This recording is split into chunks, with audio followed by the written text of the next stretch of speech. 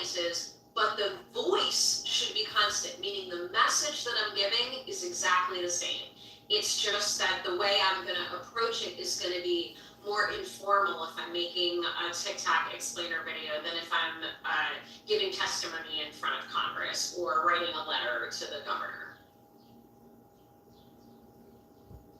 So in keeping with that, I put together an example that our organization, an example of our organization. So after the election, people, as they're watching it, they immediately come to conclusions that this person won and this person lost. But our message is always consistently, election day is not results day. And that is because it takes time to count ballots, there are absentee ballots, the results don't all come in at the same time, a lot of them have to be hand counted, et cetera, et cetera.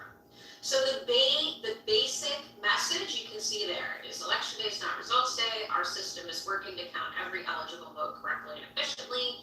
This does not mean there's a problem, and we cannot allow election deniers to call foul and cast doubt on a system that is working exactly as it should. That's the core message.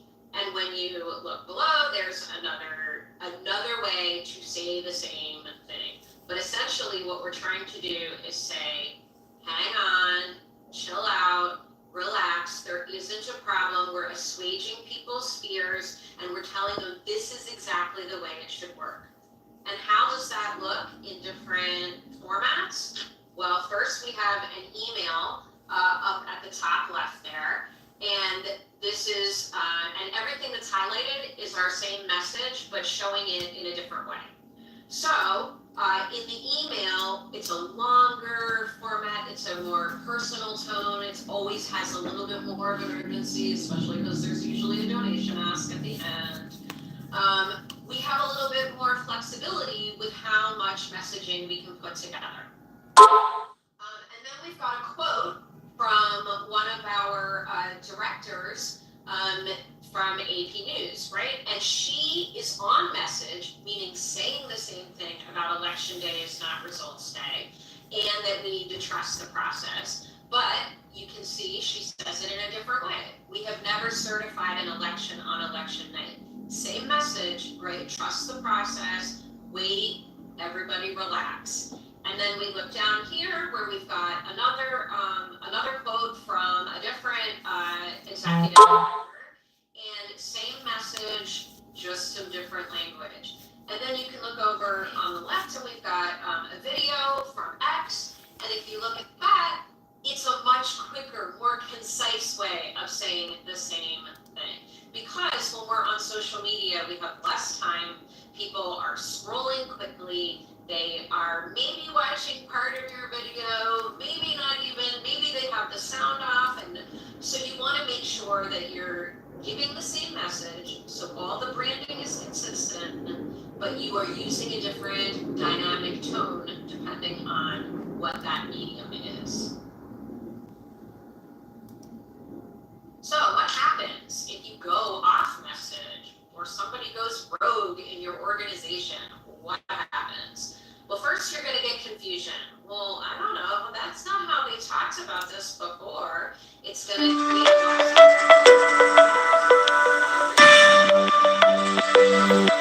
a really important component, especially now, because sometimes these layer over graphics. You also want it to be simple so that people remember it.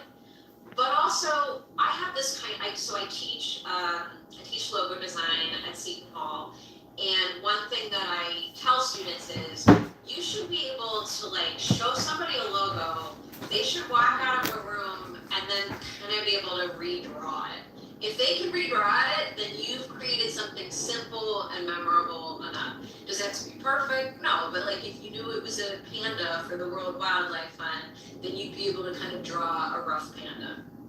A logo does not have to magically communicate everything a brand stands for. It can't. It is a visual symbol. So think of it more as a tool for identification. It's a shorthand for who your organization is, right? Whereas the brand is And that is all of the time, whether it's visual, narrative, all of these components pulled together.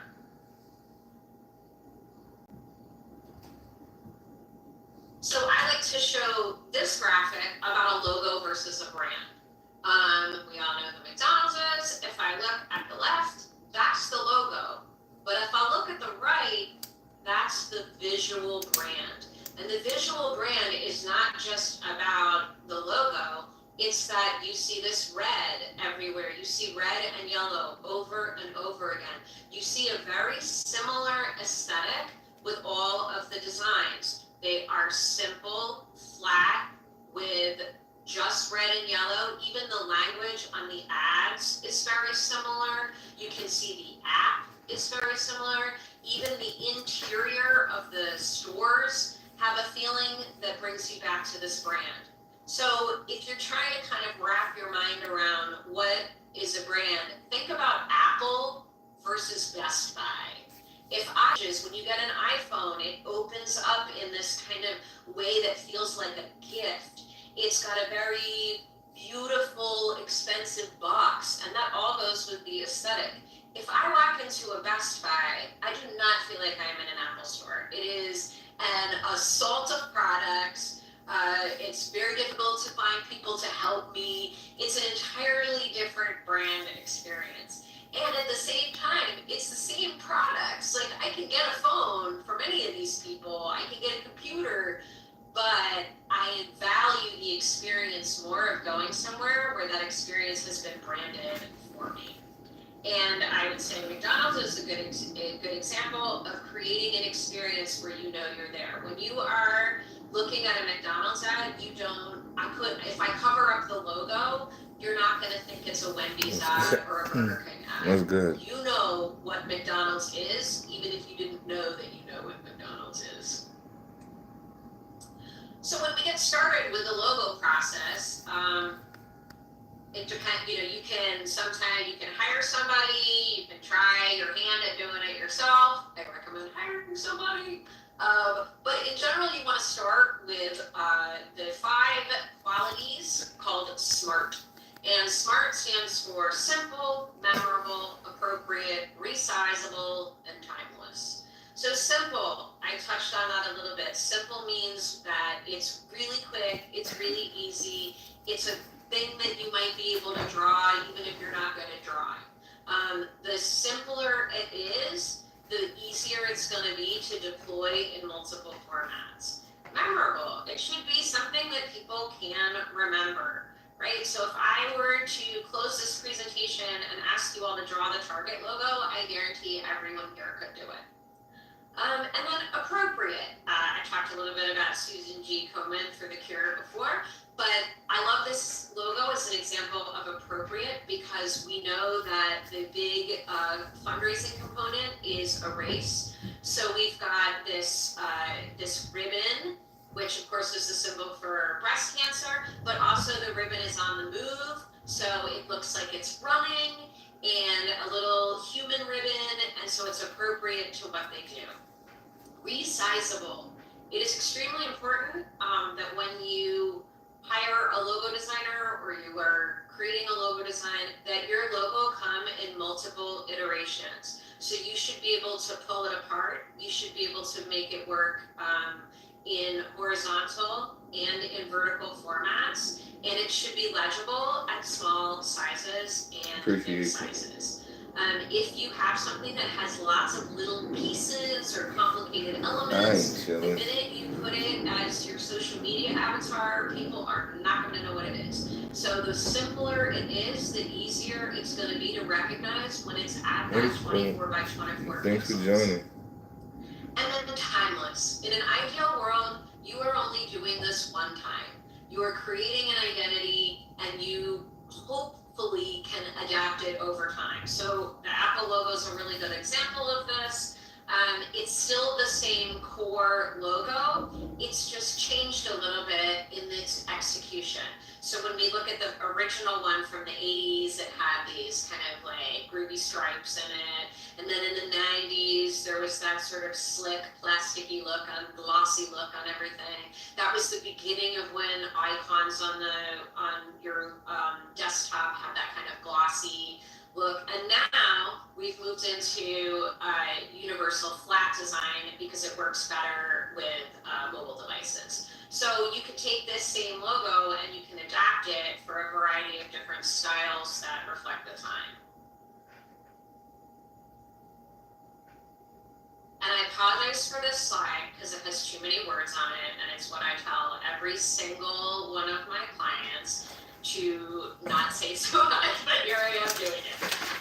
Part of the reason that I did this was I wanted to make sure that if you keep the presentation in, that you have this kind of list here. So I just talked a little bit about the logo, but the logo is just one piece of the visual brand. The visual brand really is about crafting a visual identity across a variety of different platforms. So it starts with the logo, right, which we just talked about, a central emblem or symbol. Then we have color palettes. Those should be the same colors that you use over and over again. So think about that McDonald's, how it was red and yellow everywhere. Think about how if I were to say Target to you, you go into the store and the carts are red. Like, this is not an accident. They want you to associate colors with their brand. Coca-Cola is a great example of that. I always start my classes by asking people, what color is Coke? And they all say red. And I say, well, the drink is actually brown. The brand has become so embedded in people's mind that they actually think of the brand before the actual product itself. On top of color, you want to deal with typography. Typography is your choice of fonts and text styles. You want to be consistent with that. So whatever your typeface is, you should see that over and over and over again. It should not be Times New Roman. It should not be Arial. You want to have something that really becomes tied with your organization. Also in a visual identity package might be a package of icons. And there's lots of different kinds of icons, right? There, you might have a standard set that you use over and over for your pillars or your missions. If you are, a pillared organization, we value these 5 things. Those 5 icons should appear all the time in your messaging. And then, what does that design look like? Are they filled in? Are they outlined? Are they monochromatic? Are they 2-color? Are they multicolor? Whatever it is, you want to have a consistent look through all of the different pieces that you put together. And this kind of goes to the next element, which is motifs, photos, illustrations, graphic treatments. Think about how you're going to deploy a look and a feel. And this can be a little squishy, but I like to think of the ACLU as a good example. They had these kind of duotone photos with this engraving treatment that they use, and they use it on a lot of their materials. So whether it's print, social media, their website, you will see that all the photos have kind of a similar look and feel. Your collateral is part of the package, right? So this would be all the materials, the print materials that you put out. That could be marketing, it could be ads, your stationery system, your like grant package. You want it to feel branded to your organization. If you have, for example, a signature photo, we call them hero photos, that should be deployed everywhere. I should start to see that photo and be like, oh yes, right, that organization. If applicable, packaging.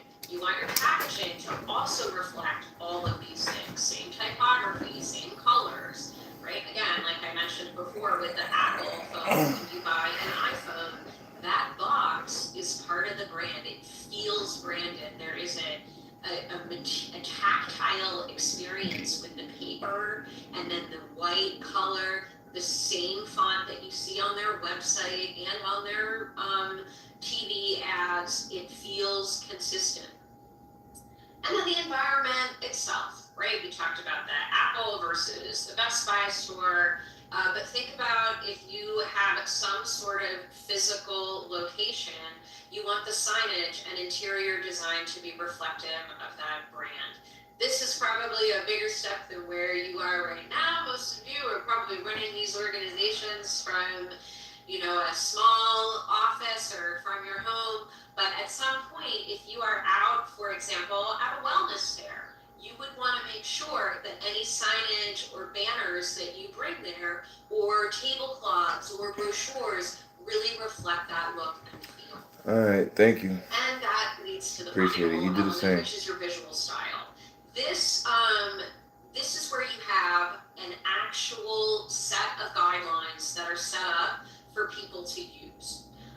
This is really, really helpful for when you bring on contractors who are going to design things for you, or you bring on new employees. This is so the brand stays consistent, and the human creating it in the background, no one knows or cares who it is. When I look at something that Target does, I am not going to know who the graphic designer was and that they love purple. At the end of the day, it's just going to look Target-y to me. And that's what you want. You want your materials to have that effect. So these can be spelled out in brand guidelines that are a PDF. They can be in a Google slide. But here's kind of I'm hoping you can see this. I think you can. This is an online visual guide, and I just wanted to I'm not going to go through the whole thing, but I wanted to show you that it really reflects all of the things I just talked about, right? Who are we? What is our messaging? What is our personality? So that we're giving the same messaging to everybody. When they say open, radical, kind, here's their brand voice and tone. They are opinionated, right? That is a bold statement to make. And then we talk about the logo, how it's used, the parent brand, blah, blah, blah, all the things you can and can't do with all the visuals. And you can see here's a series of icons that goes with it, the color palette, your typefaces, all of these materials. And then a series, and this is what I wanted to kind of show you here, which is the photo treatment and motif designs. So there's a series of sample illustrations and animations, which give you a sense of the brand. And if I show you this, you don't automatically think, oh, that's the Red Cross. It looks nothing like the Red Cross, right? It feels and looks like Firefox, and that is what it's supposed to. So if I were hired by Firefox to create a video, the first thing I would do is grab all these colors, grab all these typefaces, I would write down the messaging and the tone, and then I would make materials that look like this. So nobody would see Kirsten Dean's hand in it, they would just see that it looks Firefoxy. And here's more messaging. So I really like this because it's got messaging in all different capacities. Here you can see a hero image being reused to reinforce that brand, photography guidelines, etc., your fonts, all that good stuff. Kirsten, I was so engaged, I didn't notice that it was 12:30 when I was supposed to remind you it was 12:30. So I'm just letting you know it is 12:45, and have just put a note in the chat that if anyone has questions, they should start putting them into the chat for you. But I don't want to interrupt you to take a few more minutes to finish up your notes, but we do want to open it up for questions in case anyone wants to share them. Okay, that's good because I think I'm getting to the answer. So what's really important about a brand is that it makes you powerful. You are seen as powerful. So when I look at this Planned Parenthood materials on the left, this is their brand for their health services. It's blue, it's calm, it's trusting, it feels good, right? It feels relaxing. You know that you are going somewhere where people are going to take care of you. Then I look at their action fund. It's hot pink. It's aggressive. It's in your face. It says we won't back down. It's a different brand. Same organization, two different series of message, and then series of consistent messaging within. So we start, your social media is always kind of your starting point of doing a consistent brand. And if you look at these organizations here, you can see just by looking at their grid, how their social media designs really reflect that look, right? You see Doctors Without Borders is all red and white and black. International Rescue Committee, upon first glance, yellow, black, same typography, and so on and so forth with the American Lung Association, Parkinson's Foundation, and Susan G. Komen. These really look like their own organizations. If you call up your own grid and everything looks crazy, that should tell you that I'm not using repetition and consistency. I'm not giving out a consistent brand message. So, here's a quick series of graphics for Common Cause. The idea behind consistency reinforcing this message is that you become the face of that messaging. So, for example, we want to be the face of democracy. And by showing over and over in social media the same look and feel, that translates back in people's minds as, oh yeah, they're the ones that do democracy work. And so we can do it in social media, but we can do it everywhere else too, right? Whether it's, this is a webinar graphic, this is the website, this is a flyer, these are t-shirts, these are rally signs, you are still getting the same look and feel, you are still getting the same messaging. So in summation, I made it. Let us take a few days or weeks. Building a brand identity takes time and strategy and forethought, because you can't just run out of the gate and do this. You really have to think about it. So you're going to start with that research. You're going to get your messaging tight and defined, and then you're going to bring in visuals that reinforce that messaging. And then you're going to rinse and repeat over and over again. Consistency, repetition. Consistency, repetition. In your brand book, like the one I showed you from Firefox, those will help you keep things consistent. Integrating design will help you keep your messaging consistent. Creating talking points and messaging that you craft in different tones and voices, that will help with your messaging and keep you on brand. And that, I did it. I believe it's 12 updates. Fantastic stuff. That's great. You have some questions in the chat, so let me shoot them at you. Denise is asking, what do you think the impact will be of the new ADA standards? We are a public agency, so we will have to comply by 2026. Yeah, this is a really good question. It's really challenging. It's really challenging because there are, a lot of this has to do with low vision users, and making sure that you follow the WCAG guidelines, and also optimizing all of your PDF materials for low vision users. I think, personally, what I do is I actually have a consultant that I use to do a final check through on accessibility of materials. There are loads of things online where you can run your graphics through them to see that if they're accessible. What it is it just involves more time, because you have to alt tag everything. You have to sometimes dig into the XML behind the scenes to appropriately tag documents so that they are optimized for screen readers. But I do think that as AI gets more and more robust, we will be able to offload some of these jobs to those kind of tools. So we're seeing it more and more. A lot of times on Microsoft products, on Adobe products, it will even bring something up on the screen. It might be small, you gotta look for it, that says, hey, this might not be as, ADA compliant, it might not be as visible or welcoming as other things. So don't ignore those little flags that pop on your No, screen. and it is hard to optimize document design for it.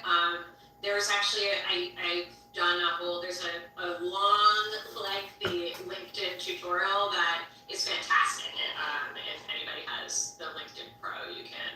I did the whole thing, and it just means it's time consuming. That's what I would say. It's more time consuming. So if you are rushing things out, like social media is an ephemeral element, you can get away with more than you can with evergreen materials. We have a question from Aaliyah saying, as a new communication manager who is new to this role, do you have any suggestions on classes or resources I should look into? I definitely, like I just said, LinkedIn has some really good tutorials. I really recommend learning Canva and messing around with Canva. The great part about Canva for everyone here is that if you have a 501c designation, you can get a free pro account. You just have to write them, you have to show the documentation, and then you have access to everything. So that would be the first thing I would do. I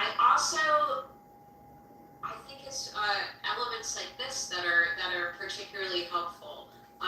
Any sort of webinars you can attend, but there's two different sort of roads, right? Like there's the marketing and advertising and social media side, and then there's also the design side. And when you are running your own nonprofit or you're a comms, you have to wear a lot of hats. So I think learning Canva is helpful, and then I think writing as much as you can so you have documentation. HES says, our primary organization colors are blue and white, but we have multiple departments that use sub-brand colors. Do you have any best practices or tips on how to maintain consistency while incorporating these sub-brand colors? And also, this was great. I do, but I'm going to first preface this with, you can lead a horse to water, but you can't always make them drink. And I know this from crafting brands for organizations and then checking in on them a couple years later and wanting to put my hands over my eyes. In general, I do a lot of this. So I'm going to come back to Common Cause because I do so much work with them. And we have a lot of sub-brands. What we try to do is always make sure that the logo is on there, but we don't feel like we always have to use the brand colors. So we'll use the logo in white, and then if it's a campaign that is particular to that campaign, we'll use those particular campaign colors. But as long as the actual identifying mark is there, I think that's enough. But I also, if you look at that Planned Parenthood, that's a really good example of where you can have your C3 and your C4 have very unique design elements, but the same pieces inside, right? So the Planned Parenthood logo is the same no matter what. But when I see blue, I know that it's healthcare. When I see pink, I know it's the Action Fund. That is the last of your questions. Thank you so much for an excellent session. This was incredibly insightful and helpful. So on behalf of the Nonprofit Help Desk, thank you, Kirsten. Thank you, everyone, for joining us today. You're going to get an email with a survey to give us some feedback about this session and what else you want to learn about. Don't forget, we have a series of discretionary funding workshops coming up over the next few weeks. If you are interested in discretionary funding, receiving discretionary funding, it's a great place to learn more. We also have workshops about nonprofit excellence and grant writing coming up as well. Visit us at nphd.org to find out more. Thank you all for joining us today. Thank you for having me.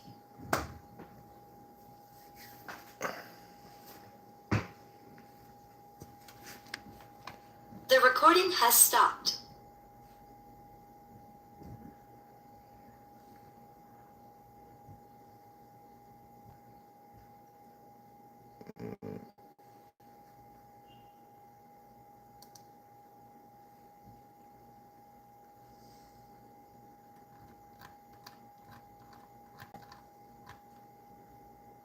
Okay, so I can get out of this, right? Mm-hmm.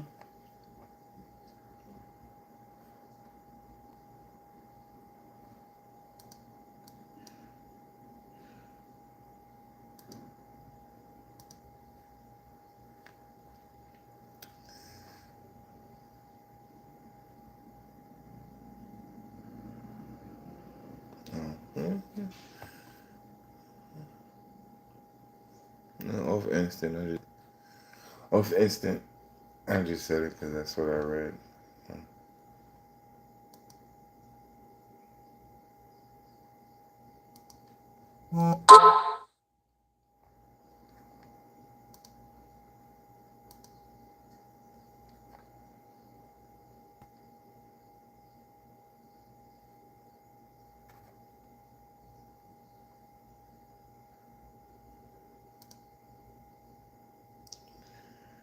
It's another Zoom.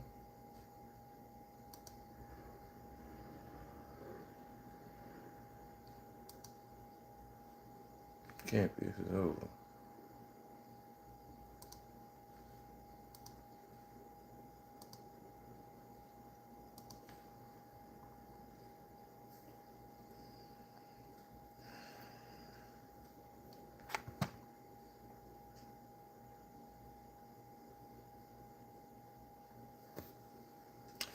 Well, that was it. Hold on.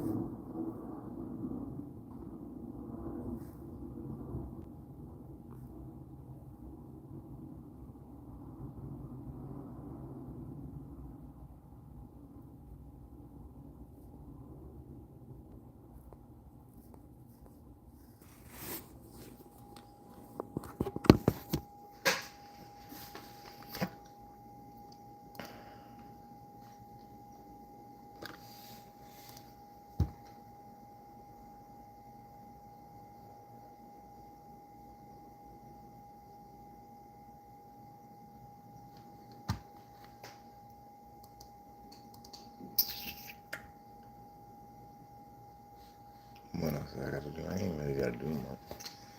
Hold on.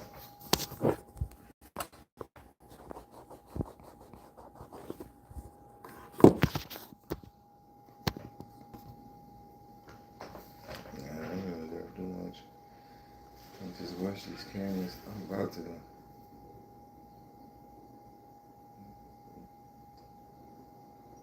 go downstairs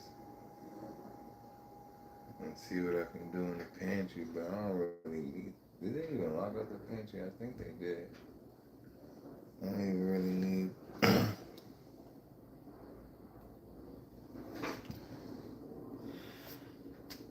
I was just in the mood. I don't know.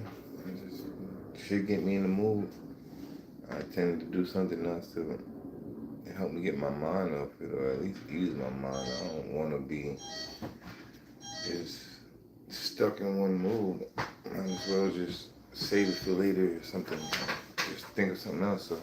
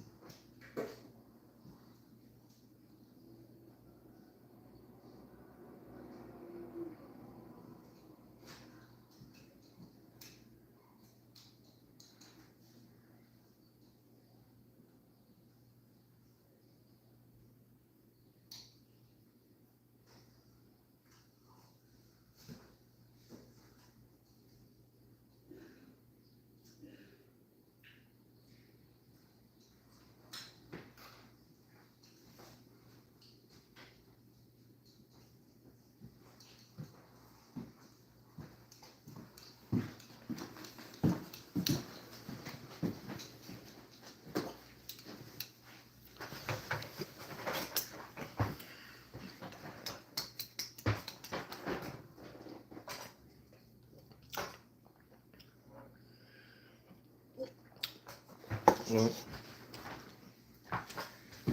since I'm here, might as well.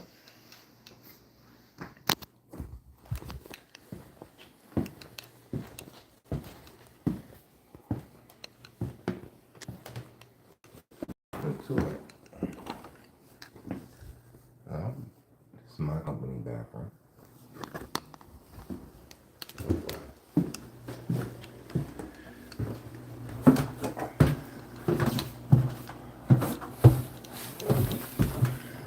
So take that. Here, boy.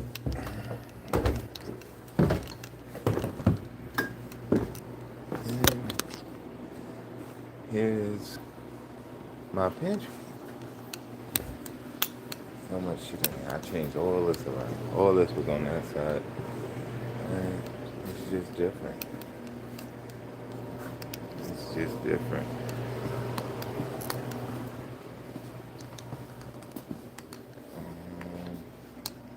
Yeah, that's about it.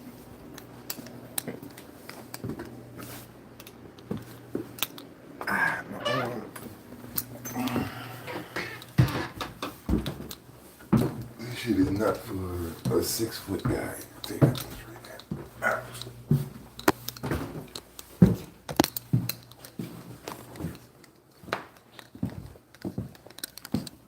And this is it right here.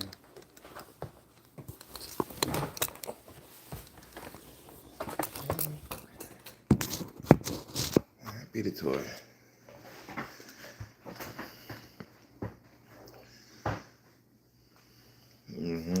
Some tea.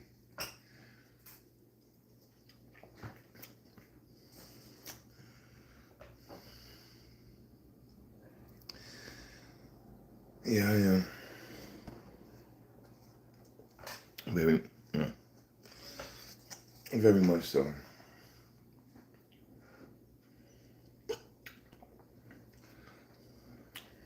I had to move all that. I mean, we have a lot, but if you think about it, we have more people than stuff. So it would look like a lot, but it's not really. Somebody's back there. Who the heck? That's on my camera. What you was looking for?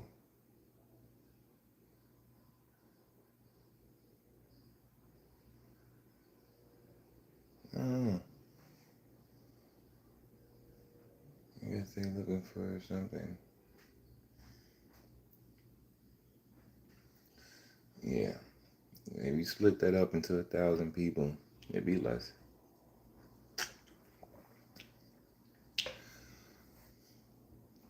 And you could find 1,000 people anywhere.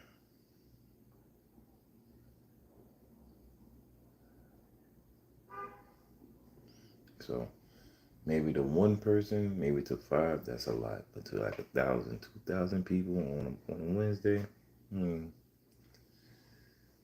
it's not much.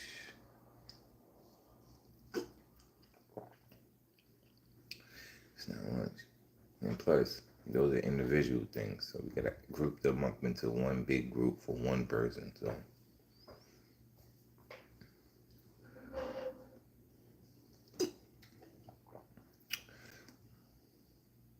man, there's more than that.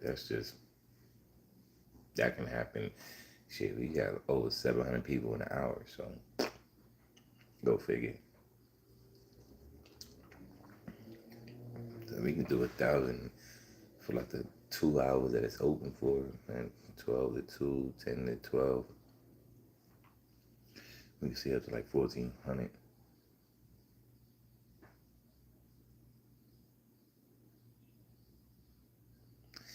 It's more or less first come, first serve, but it ends at a specific time. So if you ain't in that group of people that came between 10 and 12 or 12 and 2, then you're not gonna get anything. It's not like you can just come late and get something. If you come after 2, you ain't get nothing. You get a try back in 2 days.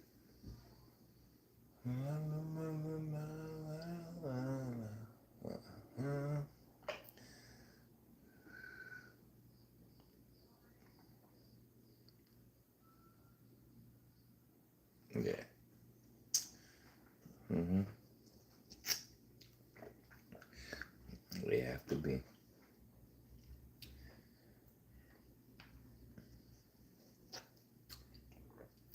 On time is crucial if you're hungry.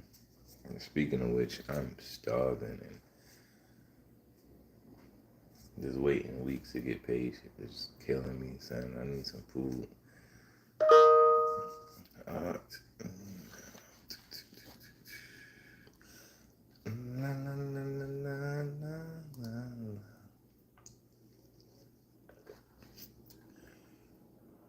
12:02. I need to eat something. Yeah, don't remind me. 15 minutes, I know.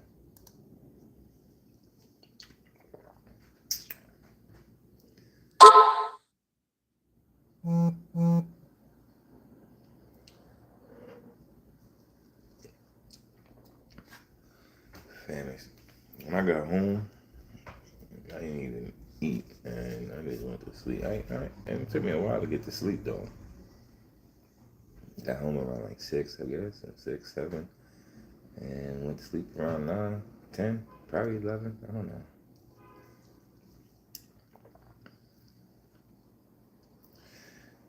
And that's the thing, though. Like, I mean, the money's gonna be here, I guess, but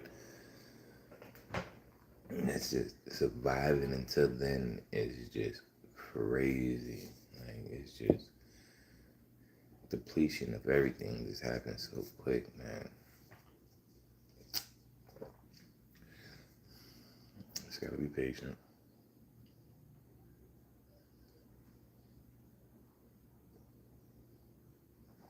Eat nothing, I eat nothing. No matter.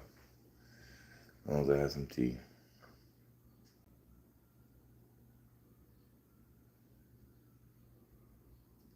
Yeah, nobody's here. I asked. I still need to get a bank statement from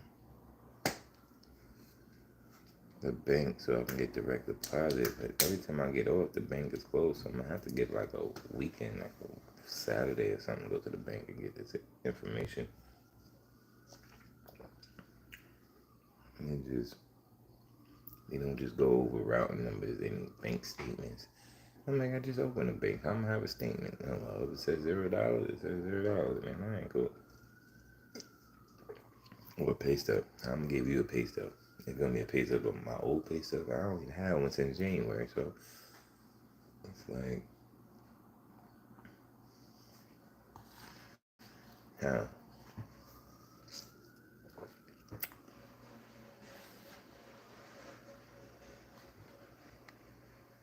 I have to.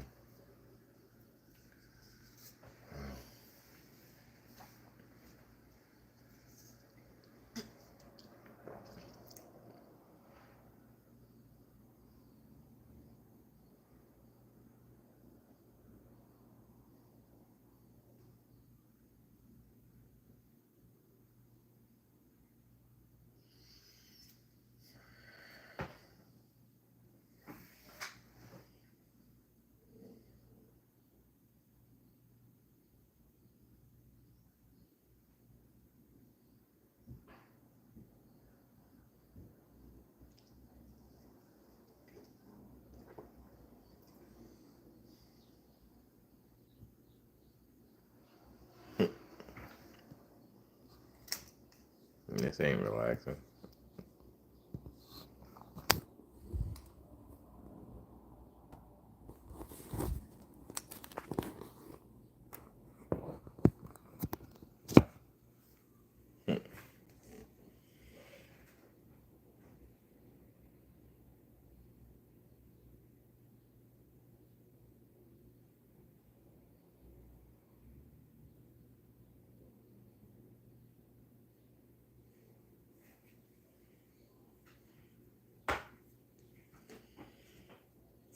No, I'm just waiting.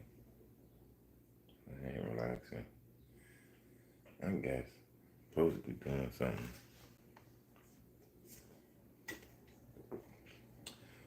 I gotta be reading something too.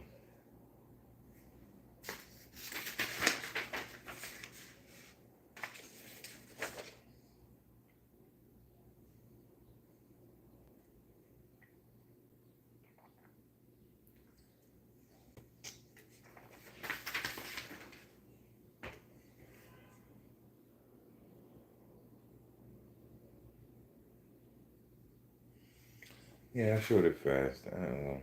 I know. That's why I moved it fast because I wasn't too sure. But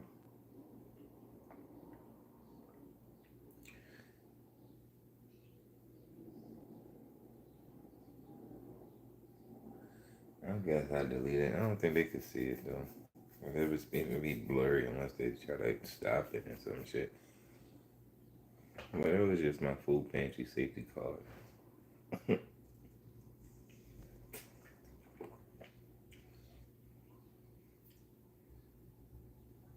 Food pantry.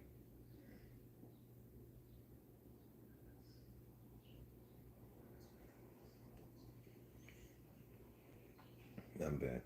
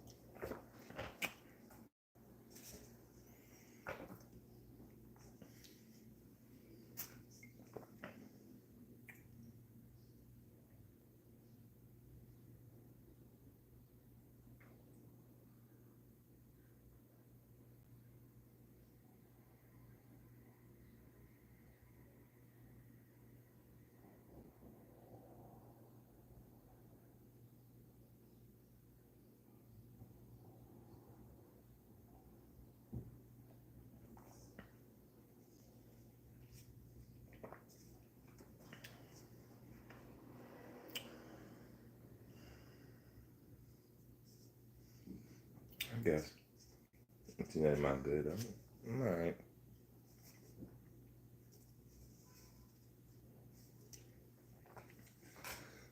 I'm about to get off and take my lunch though. Yeah, all the time. I'm always in deep thought. It is.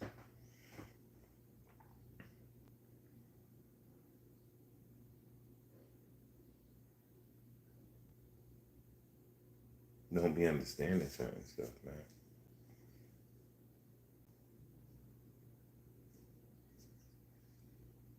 In the beginning.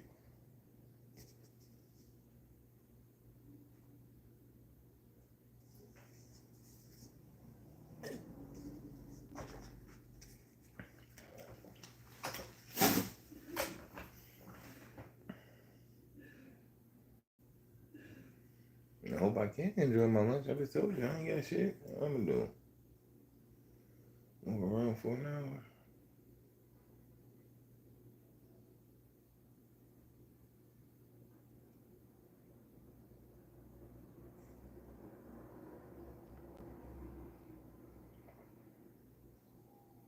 I'm happy I can just walk around without somebody on me, you know? I mean, this is a relaxed type of job, and I need to be doing something. I can't just sit here.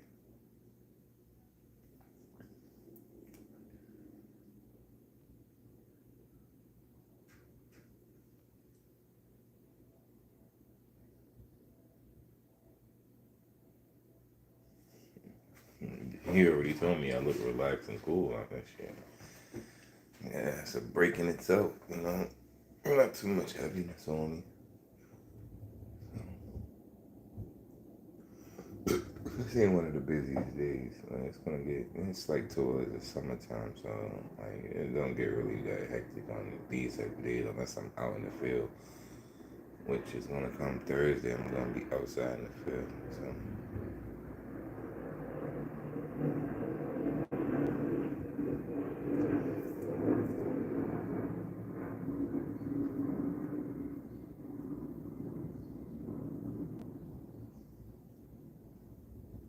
And plus, I'm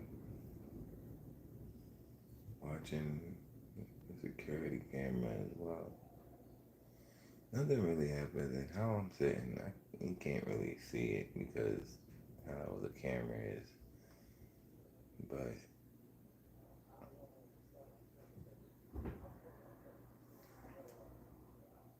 you can just hear stuff and stuff like that. They're always on the phone, they be mad loud, like the whole world needs to hear them.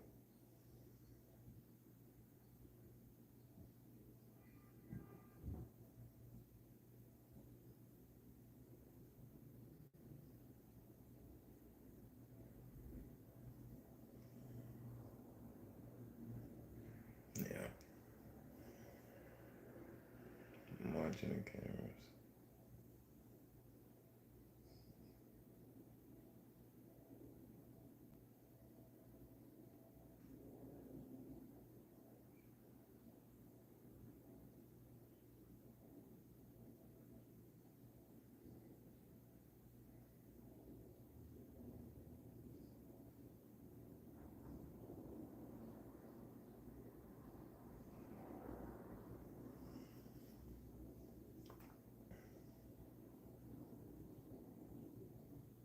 About in a few minutes.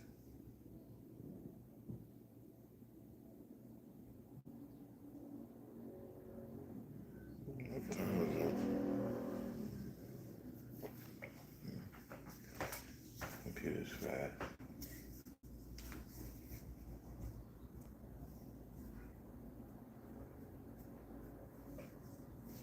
Get me off that shit.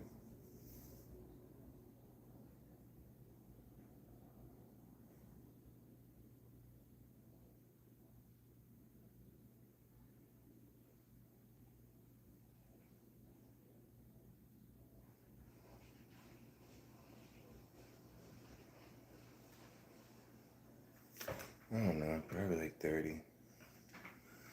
Less than that, 19. I guess I'm gonna be leaving this shit. To get charged. I'm really gonna have to charge my phone now. But I got my other phone. I don't think this live was even worth it. I guess I'll be trying to look for something for some type of enjoyment.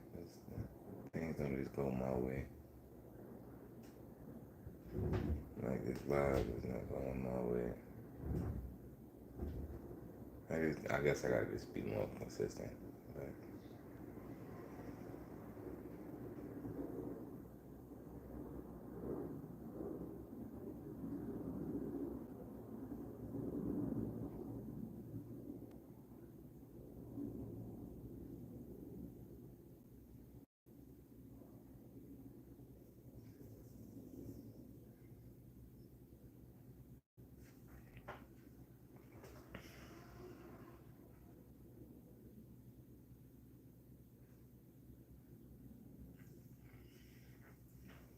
I guess if I was more consistent.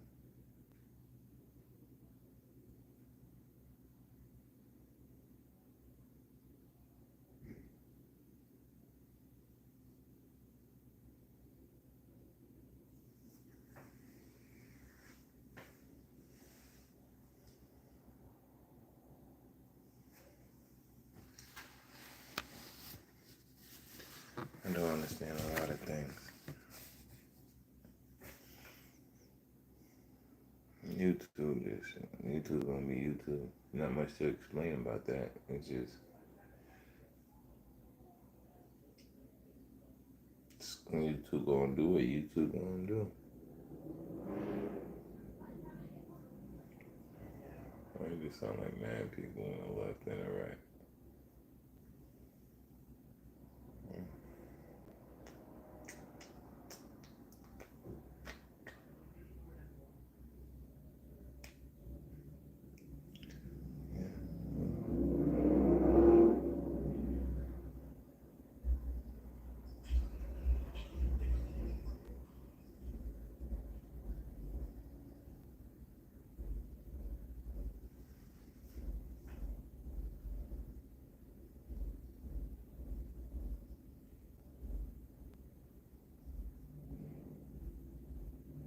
People just walk back here for no reason at all.